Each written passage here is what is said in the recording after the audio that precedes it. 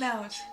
Igal pool on need jubedad näod, neil kõigil on jubedalt ilusad näod. Instagrami jaoks neil toidub kauneid seatud, neis pole väiksematki viga, kõik suhted on veatud. Nad kõigi poolt armastatud, tuntud ja teatud, kuid tegelikult on nad iseendana täiesti näotud. Pildid, kõikjal on need jubedad pildid, need jubedalt ilusad pildid, millelt silm ei saa ja aru ei saa, kuidas kannil nii suured riided, alati uued, neil ilu on sellest puuvilast ja piinast, mis on verivärskes shipiti 6 aega tagasi Hiinast.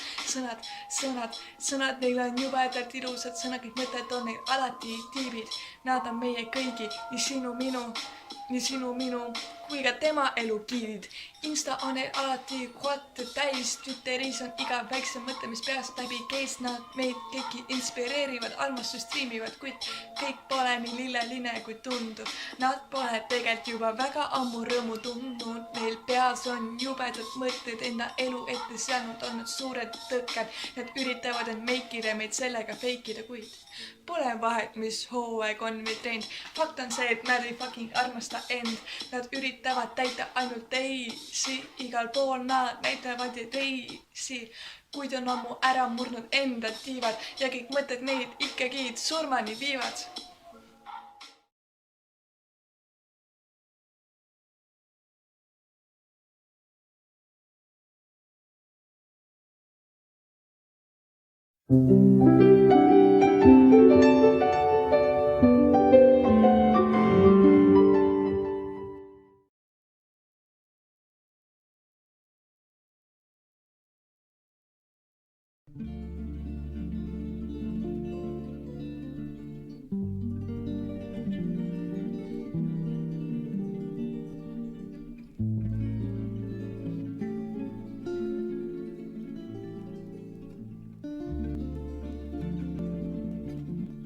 Mina olen Maša Konsulina, väikese küla elanik. Olen õpilane, kes on see aasta kooli lõpetamas. Olen õpilaste seas populaarne. Ma olen alati olnud tubli õpilane ja väga ambitsioonikas. 5 ja minu vanemad on minu üle uhked. Tundub nagu ideaalne elu.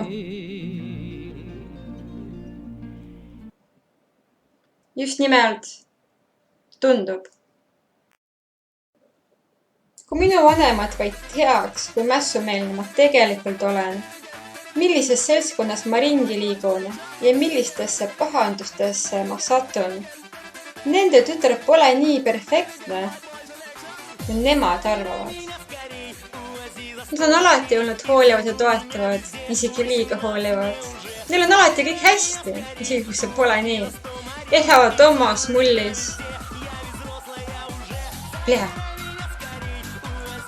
Bliin.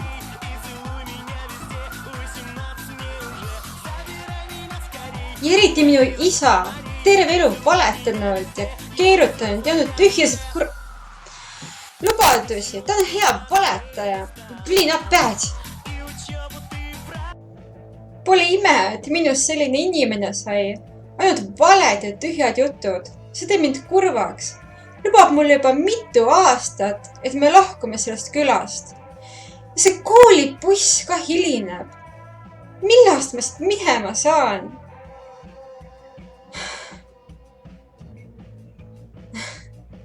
Õnneks mul on head sõbrad, kes mulle kunagi ei valeta.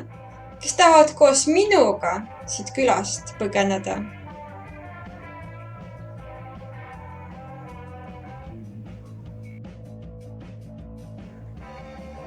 Mõtlen ja mõtlen, kuidas aidata oma kaasõpilasi ja ennast. Kui ainult üks meie küla kojamees, Ivan, ta sai mingi kangelasteoga hakkama. Äkki tema saaks meid aidata. Vähemalt ta tundub aus inimene olevat ja see ausamas.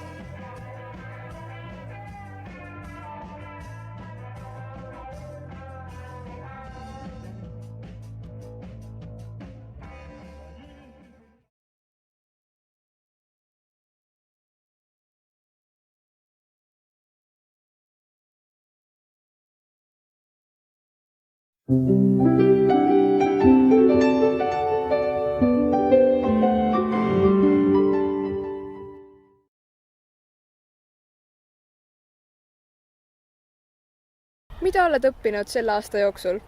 Ma õppisin ennast paremini väljendama ja kiiremini reageerima, kuna improülesannetel ei ole aega väga palju mõelda ja ma õppisin paremini teisi inimesi tundma.